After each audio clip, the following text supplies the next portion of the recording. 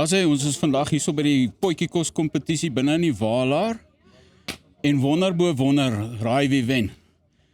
Jaco Jansen van Rensburg, die eienaar van die Waalaar. En hy maak die beste potjie in Suid-Afrika volgens ons. So as jy nou wil proe, hoe proe hierdie potjie van hom, sal jy definitief aand moet kom oorslaap. Jaco, hoe voel jy oor dit wat jy vandag vermag het? En vertel ons bietjie van die laar en hoe werk dit by ons? Baie dankie mense.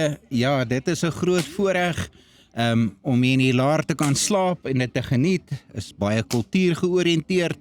En natuurlik saam met daai lekker kultuur en slaap in die waans kom 'n lekker pot saam. En natuurlik probeer ons altyd vir ons gaste die beste gee wat ons kan. En dis so smaakvol as wat dit kan. So die eerste plek, ek is geëerd, maar mense, dis nie die einde daarvan nie. Daar is nog baie. So asseblief kom slaap, kom kuiere aand saam met Jaco en sy familie hier in die laar, kom kry geskiedenis in jou bloed en kom eet die beste potjie in die land. Hier van Jaco Rooyes En Jaco Wa, baie dankie. Julle moet 'n lekker dag verder hê.